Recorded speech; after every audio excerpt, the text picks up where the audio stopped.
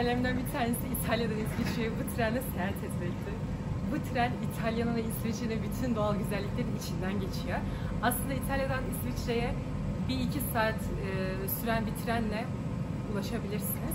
Ama bu tren size bu panoramik camları sayesinde İsviçre'nin ve İtalya'nın en güzel yerlerinden geçerek bu manzaralara şahit olmanızı sağlıyor. Gerçekten ama gerçekten bu trene o kadar binmek ve hani İsviçre'ye giderken İtalya'dan İsviçre'ye gitmek o kadar çok istiyordum ki anlatamam. Yani bunu şu an burada deneyimli olabilmek bana aşırı bir mutluluk veriyor. Çok şükür şu an buradayım. Hani bir hafta gibi bir süre İtalya'daydık beraber.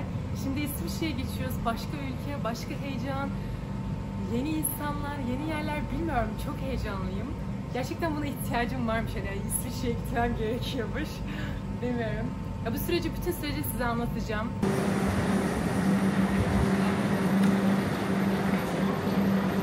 Tüm hemen şurada. Şurada görüyorum. Ay çok heyecanlıyım. Şaka gibi arkadaşlar, şu an gidiyoruz, biniyoruz yani. Oturduk arkadaşlar. Trenimizdeyiz. Ama komik olan bir şey var. Hiçbir şekilde şeye bakmadılar. Biletime bakmadılar. Hani buraya otururken. Bu biraz gerdi beni. Hani biletime bakın öyle bineyim yani, anladın mı? Bindikten sonra bakmaları biraz neyse. Güneş bu tarafta kalmaz böyle. Böyle güneşi seyretmek istemiyorum. Lütfen. Ki gölge burası değil. Burası değil sanırım. Biraz böyle konuşacağım çünkü güneş çok rahatsız ediyor beni. Çok heyecanlıyım. 100 kere falan kontrol ettim yani. Doğru şeye yere bindim mi diye. Dur biletimi de kontrol edeyim. Çok geriyor. Bir de bahsedeceğim şimdi. Biletimi alıyorum. Çok güzel. Bakın size ne göstereceğim. Bakın masa var. Bu masayı böyle İsviçre'nin şeylerini yazmışlar, şehirlerini yazmışlar. Biz şu an İtalya, Tirano'dan Chur'a gideceğiz. Bu tren Chur'da iniyor. Sonra Chur'dan sonra ben Zürih'e gideceğim. Zürih'te kalıyorum. Zürih'te şelaleleri göreceğim. Sonra oradan Bern'e geçeceğim. Bern'e gezeceğim. Sonraki günde Luzern'e gezeceğim ama Luzern yazmamışlar buraya. Vallahi çok heyecanlıyım. Şöyle bir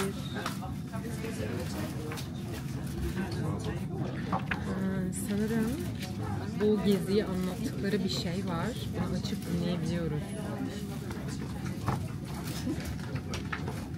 İngilizce mi acaba? İngilizce ise olabilir. Sanırım. Ay çok güzel kitap çıktı. Şu an şurada J-Lo rota var burada. Şu an biz buradayız. Ve tam şuraya gidiyoruz. Burada da duracağız. Sanırım durakları gösteriyor. Evet. Aşırı heyecanlıyım. Çok heyecanlıyım. Çok mutluyum. Vallahi çok mutluyum. Bir daha biletimi kontrol edeceğim.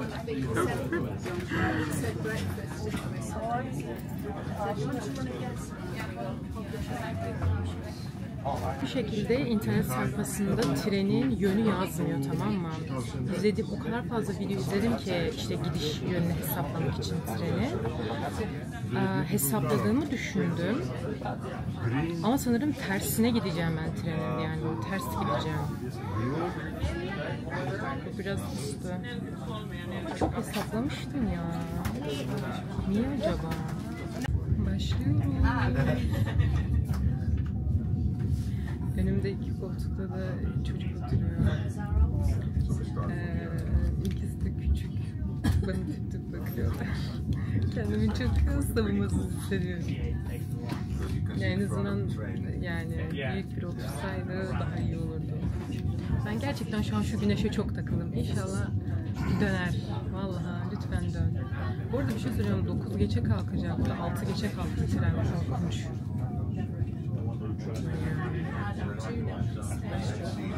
Bayağı tren şehrin içinden geçiyor. Çok ilginç. Aslında treni çok abartmamak lazım. Yani şöyle, tren normal ülkedeki trenler gibi. Sadece cam yapısı panoramik. Ama yine de şu an şehrin içinden geçmemiz bana çok ütopik geldi. Artık treni ne kadar gözümde büyüttüysem bilmiyorum yani. Sanırım hani uçak gibi bir şey bekliyorum. Ortam biraz daha sessizleştiği zaman ya da belki başka vagonda boş bir şey bulduğum zaman şey yapacağım. Konuşacağım sizinle. Mikrofonum olsa hayat gerçekten güzel olurdu. Şükürler iş kayboldu. Yemin ederim kör oldum ya. Çok gıcık oldum. Bir de o kadar hesapladım ki böyle giden insanların videolarını falan izledim, tamam mı? Böyle hani koltuk numaralarına bakarak, hani böyle trenin gittiği şeylerine bakarak seçtim ama ters gidiyorum. Bir de güneş gözüme giriyor. Neyse şey yapmayacağım, şikayet etmeyeceğim. Zaten şu an ben büyük ihtimalle rahat 2 saat oturmayacağım. Treni gezeceğim, video çekeceğim, fotoğraf çekeceğim. O yüzden çok şey yapmıyorum yani, takılmıyorum mevzuya. Başlıyoruz gibi. Vallahi gidiyoruz yani. Büyüleyici. Cam çok iyi, biliyor musunuz? Yani direkt her şeyi görebiliyorum. Vay be. Bütün Alpleri falan göreceğiz. Onun için ayrı bir heyecanlıyım. Ve şu an güneş yokken aslında artık bahsedebilirim.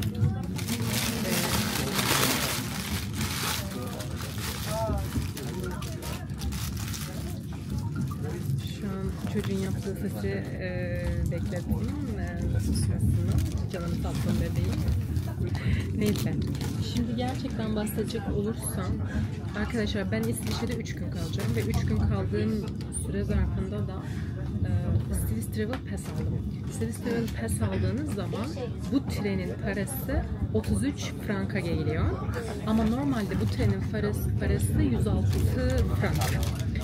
Frank da euro ile eş değer bir para birimi, hani daha değerli aslında, emin değilim.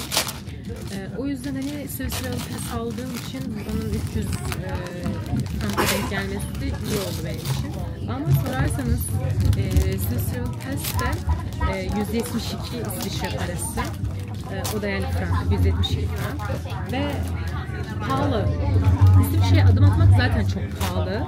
Aşırı pahalı yani. Ve böyle bu seyahati bunun için gerçekleştirmem gerçekten benim için çok şey yani. Önü gibi bebeler sürekli abur cubur yiyor. O yüzden sürekli paket sesi duyabilirsiniz. Yapabileceğim hiçbir şey yok. Ama şu an mutluyum.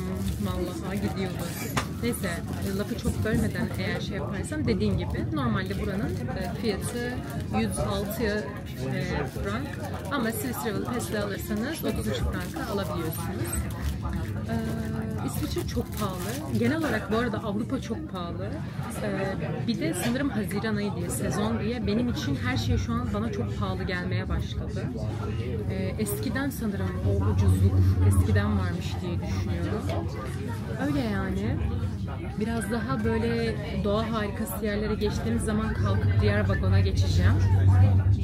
Bu arada diğer vagonda yer yoktu. Yani şöyle biraz daha arkadaki vagonlardan seçseydim eğer vagonun kuyruğunu görebilirdim. Ama oradaki biletler tükenmişti. O yüzden buraya aldım. Ama ben hala anlamadım, biliyor musunuz? Neden ters gittim?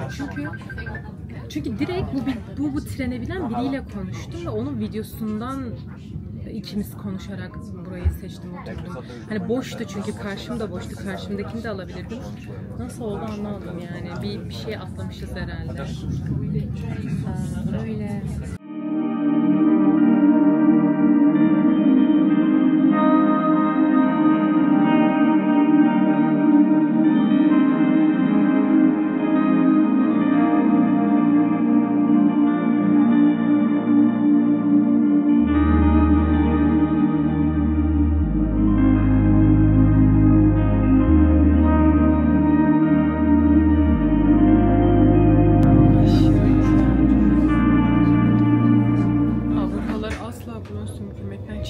arkadaşlar bu arada. Çok güzel gözüküyor.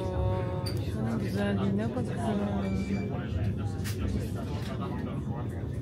Koltuğumu değiştirdim. Yani arkası boştu. Arkaya geldim. Çünkü böyle tren böyle gittiği için böyle izlemek daha güzel. Burası da 66. Bu arada 66 ile aslında 66 değil de 65 ile 35 arasında kalmıştım. Çünkü tren böyle gidiyor zannetmiştim. Üzücü. Diğer şeyleri ziyarete gitmek istiyorum da burası ne lan böyle? Diğer vagonları görmeye gitmek istedim ama burası çok korkunç gözüküyor. Ben buradan nasıl geçeceğim?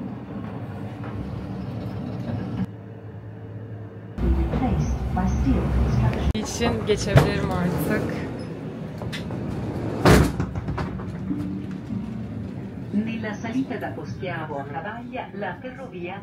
Abi nasıl örtüyü kapatırsın ya? Nasıl böyle bir kötülük yapabilirsin? Burası niye bu kadar boş?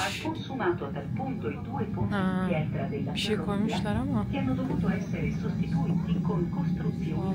O gerçek mi? Bir tane camın açılması lazım. O camı bulmam lazım ki orada çekim yapacağım çünkü.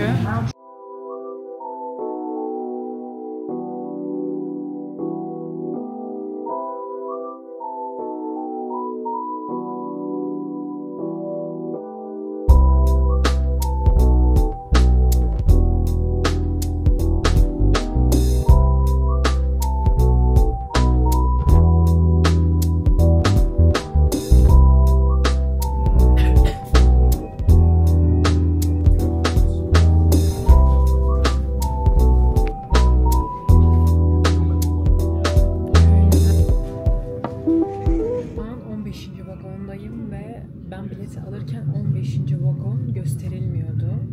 Hani neden ve nasıl o konu hakkında hiçbir fikrim yok. Yani ben satın alırken 15. vagonu seçemiyordum. Direkt yoktu yani. Koltuk da seçemiyordum. O garip. Şey fark ettim. Vagondaki koltuk numaraları farklı. Vagonda olmak o kadar çok isterdim ki. O kadar sessiz, güzel bir vagon ki. Bizim vagon çok sesli ve çok kalabalık. Neye göre yapmışlar inan bilmiyorum. Yani buradakiler vagonun biletini nasıl aldı? Biz niye oraya aldık? Hiçbir şey anlamadım. Şimdi arkadaşlar bu tren tam olarak 55 tünelden ve 196 köprüden geçiyormuş. Of, şu an çok iyi bir manzaradayız, bir saniye. Sadece şöyle bir şey var ki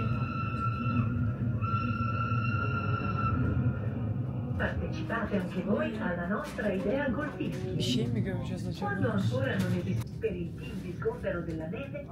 Şöyle bir şey var ki okuduğuma göre bu trende vagon eksiltilip çoğaltılabiliyormuş. Göreli abi geldi, rezervasyonlara baktı. Ben bir an dedim bakmayacaklar mı falan. Şöyle oluyor, önce bileti gösteriyorsunuz, sonra da siz Travel Pass kartınızı gösteriyorsunuz. Ama bende şöyle bir şey var ki, bilmiyordum bunu, hani söylüyorum size. Önce Berliner Express'ini alabilirsiniz. Berliner Express sitesinden alırken Swiss Travel Pass kartım varı seçtiğiniz zaman para otomatikman 106 franktan 33 franka düşüyor. Hani herhangi bir şey yazmanıza gerek yok. Ben öyle zannediyordum ama ben sonradan seyahatim yaklaşınca Swiss Travel Pass kartını aldım. Bu kart da bu arada 3 günlük, 4 günlük, 7 günlük diye değişiyor. Bu kartı almamın sebebi de aslında şu: burada yaşayan bir arkadaşım almam gerektiğini söylemişti. Onun sebebi de şu: 3 gün kalacağım ve bu 3 günde İsviçre'deki bütün trenleri bu kartla ücretsiz kullanabileceğim. Ücretsiz derken ödedim de tabii, ama bu kartla istediğim gibi kullanabileceğim. Ben de gerçekten çok fazla tren kullanacağım ve hani düşünmeden basmak ve artı olarak da teleferik gibi şeyler de, bazı yerlerdeki teleferik ve kızaklar bu kartla ücretsiz oluyormuş. O yüzden hani bayağı karlı oluyor aslında bu Swiss Travel Pass. O yüzden aldım. Hesapladım çünkü nereden nereye kaç tren yapacağımı. Trenler genelde 40 frank. O yüzden hani çok mantıklı oluyor, söyleyeyim, bu durum. Bu kart. Ama aslında şöyle 20 franka da bulabilirsiniz. Ama kıt kıtın her şeyi hesaplamanız gerekiyor. Benim planlarım çok hesaplı olmadığı için yaptım yani. Öyle. Şu an bu arada o dediğim gibi 15. vagondayım ve çok kadar az insan var ki muhteşem yani. Eğer buraya gelen olmayacaksa ben burada oturmak istiyorum. Kadına sordum, cam buydu bu arada. Abla, belki de abla mükemmel İngilizcemi anlamadı. İnsan mıydı o? Burası bana lazım arkadaşlar. Ben buradan video çekeceğim.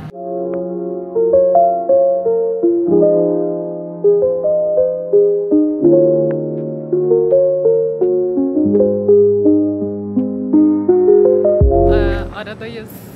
İndik trenden. Böyle manzaralara bakacağız, fotoğraf falan çekeceğiz. Şu an burada durduk. Şuranın güzelliğine bakın ya. Evet. Ben burada bir çekilelim gelin. Tamam gel. Çok güzel gözüküyor. Kafayı yiyeceğim, burada tren. Burada böyle bir manzara var. Of çok güzel. Bu harika bir şey dostum. Çok güzel. Allah'ım ya, şükürler olsun ya. Şu an Berlin Ekspresi'nde olduğuma inanamıyorum. Şaka gibi. Şaka gibi.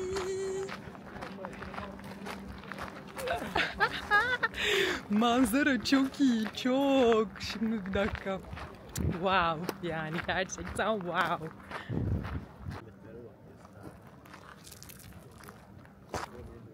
Allah'ım sen neler yaratıyorsun. Şurada şelale var. Sesini duyuyorum şu an. Bir dakika size de göstereceğim. Allah'ım yaratıyor ya. Yemin ederim ya. Wow. Telefonu verdiğim biri fotoğrafımı güzel çekebilir mi lütfen? Niye herkes kötü çekiyor? Neyse arkadaşlar, bayağı güzel bir yerdeyiz. İsviçre için çok heyecanlıyım. Burada böyle fotoğraf falan çekiyorlar. Şimdi bineceğiz buna. Ben vagonuma doğru, arkaya doğru gideceğim. Zaten bilmesi için bunu büyük ihtimalle zil çalacak. İzlediğim videolara göre falan demek istiyorum ama izlediğim videolara göre diyemeyeceğim çünkü izlediğim videolar hiçbirisi doğru çıkmadı burada kullandığım taktikte. Neyse. Hocam daha İsviçre sınırlarına girmedik bile bence. Hani şu an hala bence şeydeyiz biz. İtalya'dayız yani.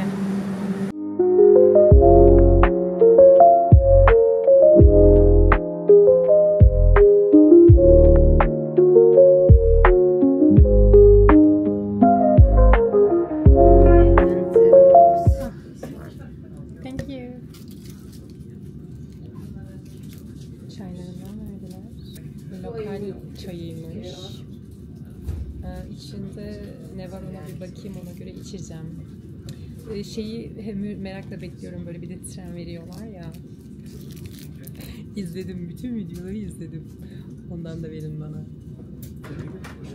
Benim geldi. Bunu bekliyordum. Bunu saklayacağım. Çok değerli bu benim için. Nasıl açılıyor acaba? Şey varmış. Size bir şey söyleyeyim mi? Trende uyuyanlar var. Oğlum ben bu tren için böyle gözümü kırpmıyorum, bir şey kaçıracağım diye ki böyle o kadar güzel yerlerden geçiyor ki hani doğal olarak sürekli çekim yapmıyorum. Kamera sürekli açık değil ama kaçırıyorum, çok üzülüyorum. O kadar güzel şelaleler çok hızlı geçiyor ama oralardan böyle bir an. Ondan sonra üzülüyorum. Çocuk boyunluk takmış uyuyor. Abi bu nasıl bir rahatlık? İşte Avrupalı olmak böyle bir şey arkadaşlar. Biz bilmeyiz yani. Böyle burada da böyle kalpli çikolatalar var. Valla bu çikolatalarda likörlü olabilir. Ondan çok emin değilim. Onlara bir bakmam lazım. İçindekiler yazıyor mu? Yazıyor. Tamam, ben bunları bir ChatGPT'den bakıp geri döneceğim. Bitti sağ olsun. İkisi de temiz. Bu zaten bitki çayıymış. Bu da Alman'da üretilmiş. Hiçbir şekilde yokmuş. İçindekileri bana çevirdi. O yüzden büyük bir mutlulukla yiyeceğim. Tadım testi yapalım. önce bu lokal çayımızı içiyorum. Nasılmış?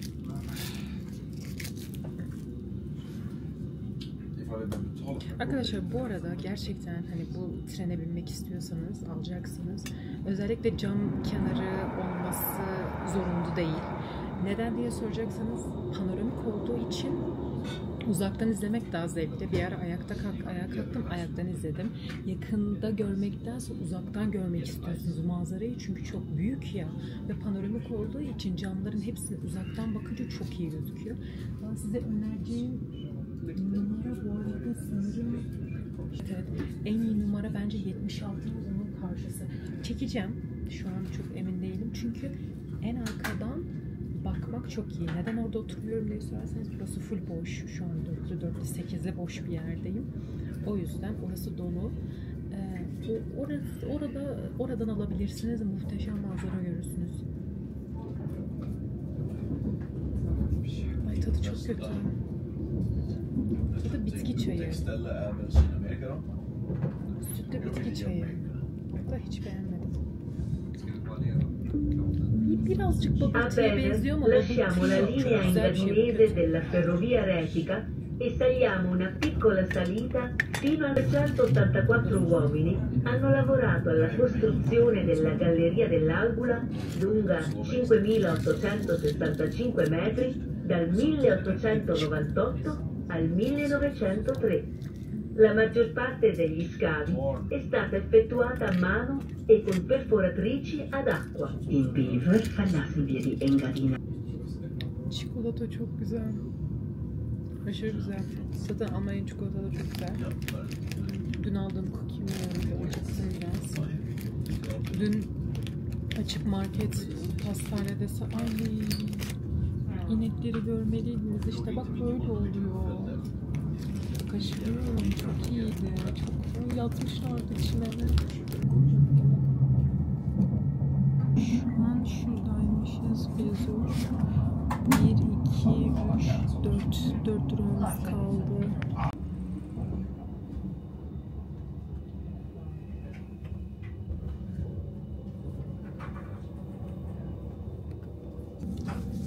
Son yarım saatimiz kaldı. Trenin yani gelmeme. Şöyle ki bence İsviçre'den binerseniz İtalya'ya gelirken böyle daha güzel olur. Yani şöyle en güzel manzaralar en baştaydı. Yani biz ilk geldiğimizde en güzel manzaraları gördük. O yüzden sanırım İsviçre'den binseydim, yani sona doğru o manzaraları görseydim daha iyi olurdu. Biz iyiden kötüye gidiyoruz gibi düşünün. Şu an çok fazla çünkü mahalle vesaire görüyoruz ama tam tersi olduğu zaman bir sürü şelale görmüştük. Mavilik görmüştük. Çok güzel olmuştu. Şimdi böyle şeylerin arasından geçiyoruz biraz daha. Yapıların, evlerin arasından geçiyoruz. Valla deneyimlediğim için çok mutluyum. Hep hayalimdi zaten gerçekleştirebildim. Şu kutu bile görünce beni mutlu ediyor. Öyle. Keyifli bir yolculuktu. Bayağı keyifliydi. Sadece bence çok pahalı. Hani Allah'tan Swisspas'im var ve hani onunla beraber mantıklı geliyor yani söyleyeyim. Ama çok güzel, çok eğlenceli.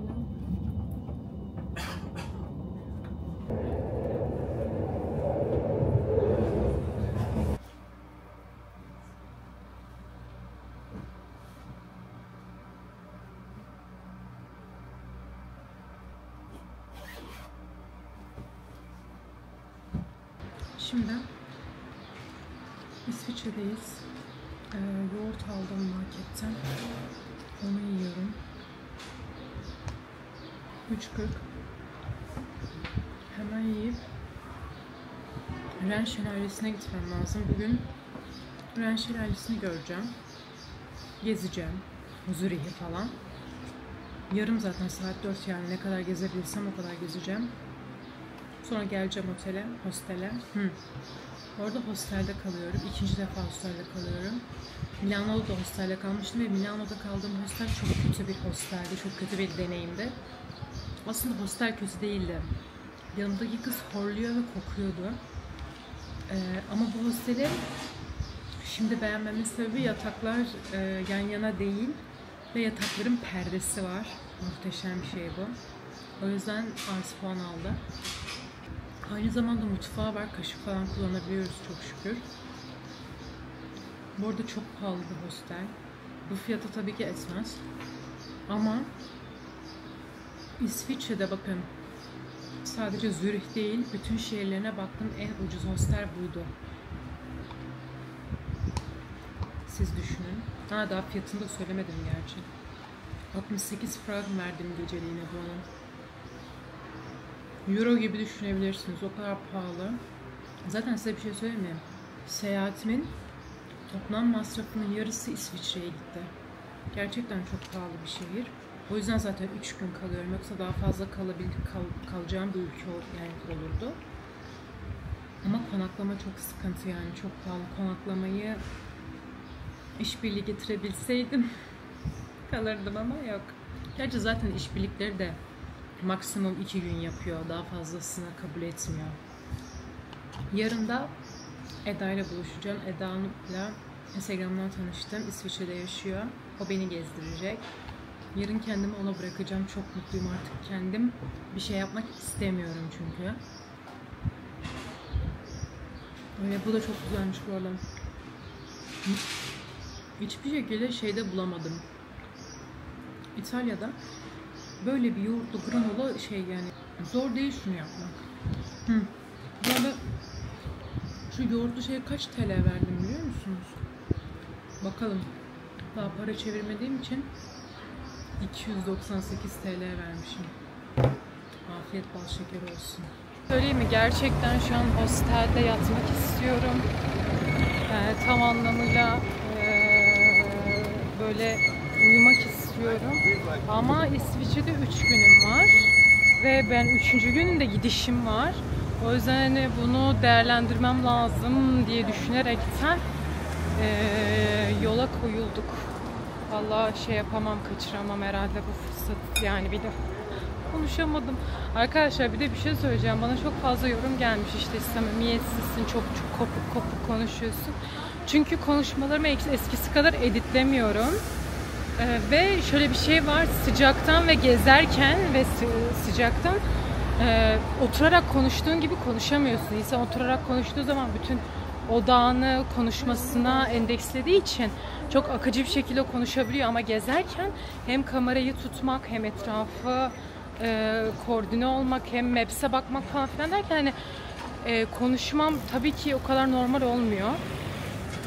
Açıklama gereksinimi gördüm bunu. Şu anda da mesela çok yorgun olduğum için çok saçmalıyorum. Eminim diğer vloglarda da illa saçmalamışımdır. Şu an mesela bakın Maps'e bakıyorum, anladınız mı? Ve ığlıyorum. Ve şimdi şöyle bir şey var. Ben şimdi İtalya'ya daha yeni alıştım. İtalya'da şey yaptım. Alıştım tam anlamıyla bütün metro otobüs sistemlerine. Şimdi İsviçre'ye geldim. Şimdi İsviçre'nin sistemine alışmaya çalışıyorum. Ben buradan nasıl gideceğim ya? O yüzden mesela İsviçre'nin sistemi bana çok biraz garip geldi şu an. Mesela hiç tike falan okutturmadık şeyde. Buradan geçiş var mı ki? Yok gibi. Onun da kafeleri her şey çok güzel gözüküyor. Böyle sistemi anlamaya çalışıyorum. Swiss Travel Pass'im var. Size anlattığım gibi. Bu Swiss Pass'le bu Zürih'teki bütün tramvay, otobüs, metrobüs her şeyde bu geçerli.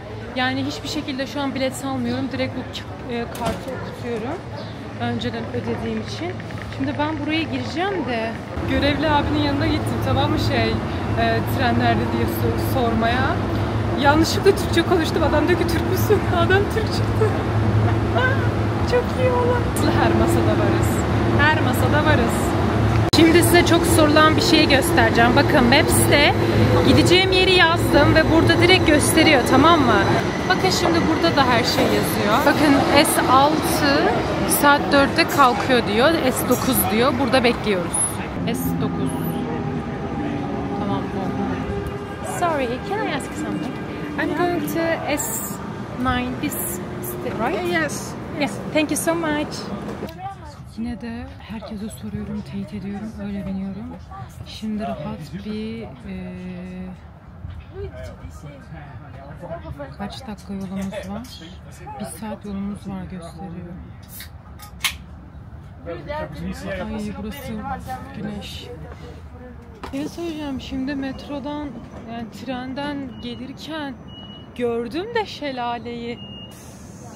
Oha, yani bir şey söyleyeyim mi? Manyak bir şeye benziyor. Fotoğraflarda da falan gördük de hani bu kadar beklemiyordum yani.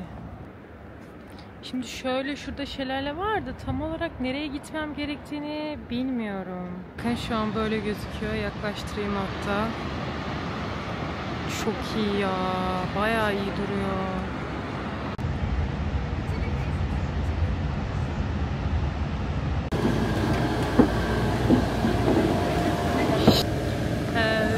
Şelaleyi yukarıdan görmeye gidiyorum. Şeyimi aldım, biletimi aldım. Şuraya gideceğiz. Bakın şu şelaleyi şuradaki yukarıdan göreceğiz. 3 İsviçre parası. 3 İsviçre parası ne ya? 3 frank. Gidiyoruz. Sonrasında da 15 dakikalık şelaleye yaklaşan var. Ona binsem mi emin değilim. Ona da binebilirim. Ay çok yoruldum.